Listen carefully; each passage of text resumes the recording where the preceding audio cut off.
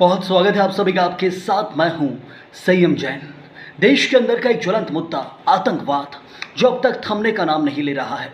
बीते दिन आतंकी हमला हुआ, 5 जवान शहीद हो गए। उसके 6 दिन पहले आतंकी हमला हुआ था, तब भी 5 जवान शहीद हो गए थे। और इसलिए महत्वपूर्ण सवाल यही है कि आखिर शहादत की कोई तो सीमा होगी। कब तक जवान शहीद होते रहेंगे? जवान तो अपना काम कर रहे हैं, आपकी रक्षा के लिए सरहद पर अपने जान की बाजी लगा रहे हैं, लेकिन आपकी चुनी हुई सरकारें क्या कर रही हैं, वो भी जानना आपके लिए बेहद ज़रूरी है। आतंकी संगठन अभी भी एक्टिव है।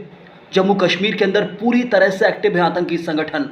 7 महीने के अंदर 45 से ज़्यादा आतंकी वारदातें हुई हैं, जब आतंकवादी और जवानों का आमना सामना हुआ है।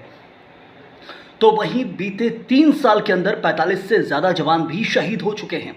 और इसलिए महत्वपूर्ण चीज़ यही है कि 45 से ज़्यादा जवानों की शहादत क्या अब भी सरकारों को ये निर्णय लेने पर मजबूर नहीं कर रही है कि कोई बड़ा निर्णय लिया जाए, आतंकवाद की जड़ों को ख़त्म किया जाए, जहां से ये आतंकवाद की एंट्री अभी भी जारी है। वही क्षेत्र पीओके यानी पाकिस्तान ऑक्यूपाइड कश्मीर, कब तक पीओके भारत का अभिन्न अंग सिर्फ कहा जाएगा, कब उसे भारत का अभिन्न अंग बनाया जाएगा, ये महत्वपूर्ण चीज़ है। संसद के अंदर अमित शाह ने कहा था कि पीओके भारत का अभिन्न अंग है, लेकिन अब तक उसे भारत में पूर्णतः शामिल नहीं किया गया है।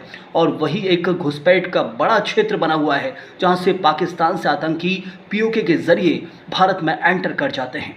जब तक पीओके को भारत में नहीं मिलाया जाएगा, तब तक न सिर्फ आतंकवाद का मुद्दा खत्म होगा और इन आतंकियों पर एंट्री पर रोक भी नहीं लगाई जा सकती, जब तक पीओके पूरी तरह से भारत में मिलाया नहीं जाता है। तो अभी भी आतंकी संगठन एक्टिव हैं, चाहे वो जैश ए मोहम्मद हो, हिजबुल मुजाहिदीन हो, लश्कर ए तैयबा हो, या फिर इनके सरगना जो हैं हाफिज सईद, मसूद अजहर, सैयद सलाउद्दीन, अब भी सरहद के उस पार बैठकर भारत को, जम्मू कश्मीर को दहलाने की कोशिश कर रहे हैं।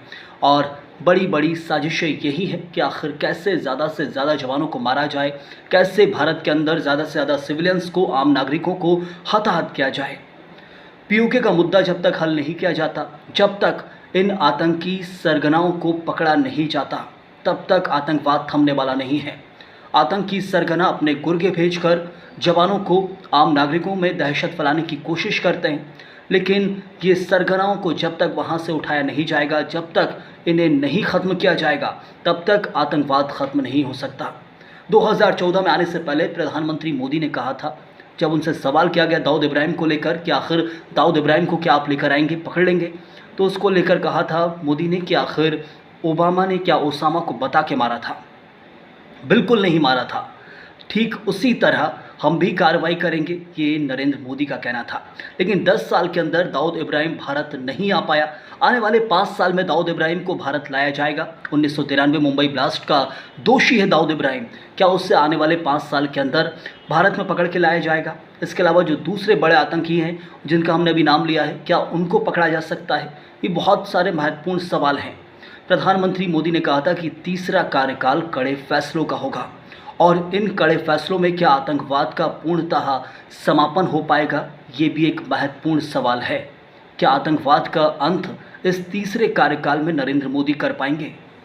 ये सवाल है जिसका जवाब भी तलाशना ज़रूरी है, क्योंकि लगातार देखा जा रहा है कि आतंकी संगठन अभी भी एक्टिव हैं।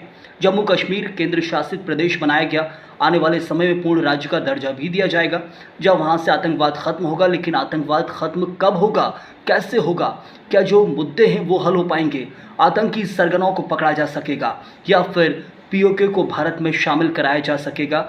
इन मुद्दों को यदि हल कर लिया जाता है इस कार्यकाल में, तो समझिए आप कि एक बड़ी सफलता मिलेगी। लेकिन फ़िलहाल इसको लेकर सिर्फ चर्चाएं हैं, अभी तक कोई कार्रवाई देखने नहीं मिल रही है। और इसलिए महत्वपूर्ण चीज़ यही है कि आखिर शहादत की कोई सीमा तो होगी। कब तक छोटे छोटे हमलों में हमारे जवान शहीद होते रहेंगे? कब एक बड़ी कार्रवाई देखने को मिलेगी? 2019 पुलवामा अटैक के बाद जो एयर स्ट्राइक हुई थी, या फिर 2016 में सर्जिकल स्ट्राइक हुई थी, ठीक उसी तरह